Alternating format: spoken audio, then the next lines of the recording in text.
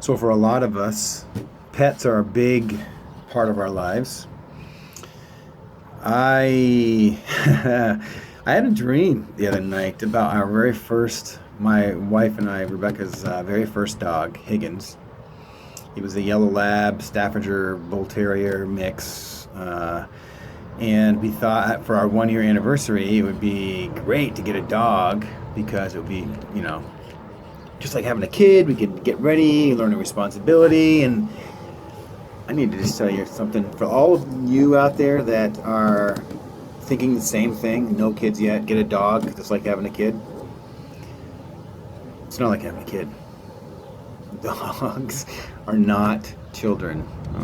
Yes, you have to feed them and clean up their poop and put them in a cage at night so they don't tear up your house. Good luck with that. They're not kids. But if you're like me, who is the founding member of the group called "You Have to Learn it the Hard Way all by yourself," then go get a dog. It'll train you, teach you what it's like to have kids. Anyway, Higgins died in 2004, 3, I forget. He was 16 years old. He lived a long life. And he really was a big part of our very young family. And when we went to get him, he was about 5 months old. And it was a family with little kids that had him and other animals. And I'm probably getting some of the details wrong, but that doesn't really matter. And so Rebecca and I went to go see him. His name was Taz at the time, because I guess he was a real devil. And we went and saw him, and we fell in love with him. He was great, but he was very, very skittish. I think he was being abused in the family, maybe by the husband or the father. I don't know. And they thought it would be better if he had a different place to be. So he came to live with us. And we had to teach him how to walk upstairs. We had to teach him, calm him down in the car because he didn't know what to do in the car. He was scared of a lot of things when he was young. It was kind of funny. He ended up being a great frisbee dog, a great hiking dog, and a great caretaker of our children. But the reason for this story is a little bit different than that. I just thought you should get to know him a little bit. And actually, if you really want to get to know Higgins, dogs eat stuff. Dogs eat stuff they're not supposed to eat. Higgins really liked cloth diapers. Not when they were clean, though, just when they were dirty. And we went through more than our share of cloth diapers, not because of the kids. Nothing seemed to bind that dog up. He could eat almost anything. And so when he ate a gallon-sized pail of rocks, because that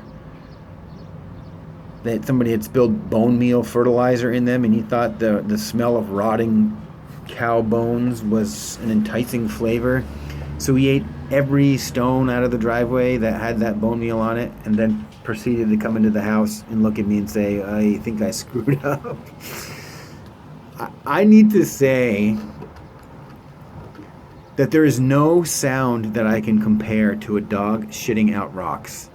Now, we went to the vet maybe 16 or 18 hours later, 3 o'clock in the morning, because he was crying and whimpering and whining, and he was a pretty tough dog.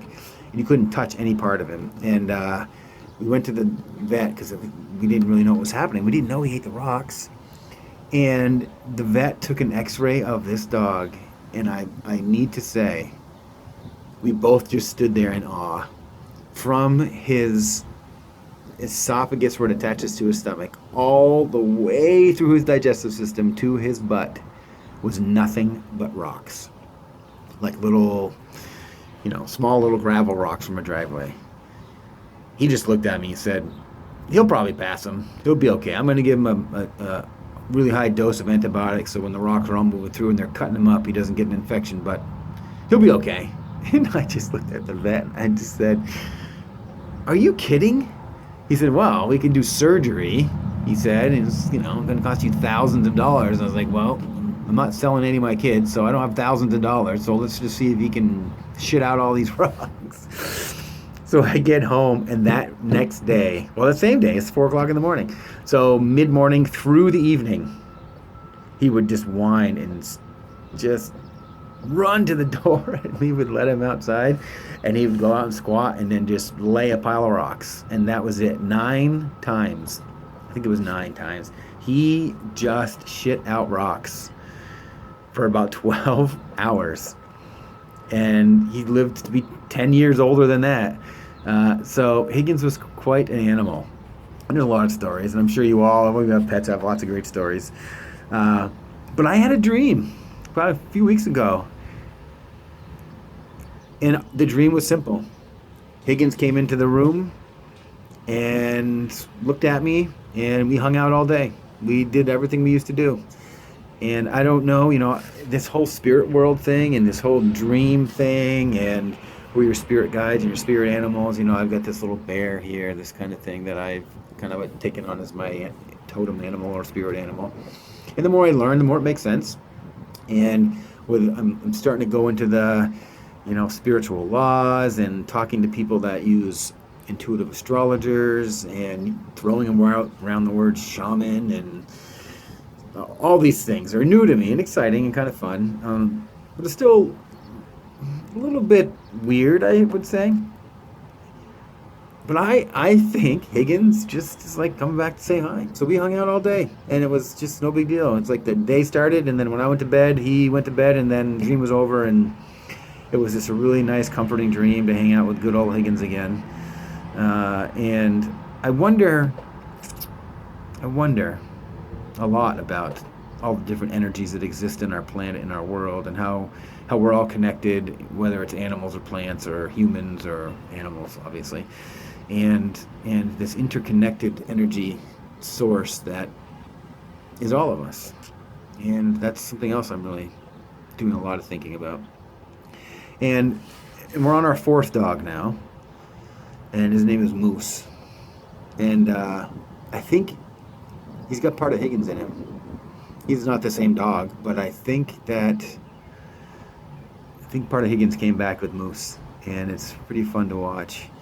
And as frustrating sometimes as it is to have animals and to have to go to the vet and get porcupine quills taken out, and to trip over them going down the stairs, and to step in a pile of dog puke at 4 o'clock in the morning when you're going to the bathroom, or all those things, and all the things, I didn't always treat all the animals that well, especially the cats. But they play a pretty big role in our lives, and take some time, think about your animals, and look at them a little differently. Try to understand them, and know that we're all connected, and that the next time you get really frustrated and possibly angry for whatever reason, and the animal is the thing that feels it the most, think about it before you do it this time, and really try to figure out where your anger is coming from, or all the negative feelings, or whatever it is, and treat them with just a little bit more respect.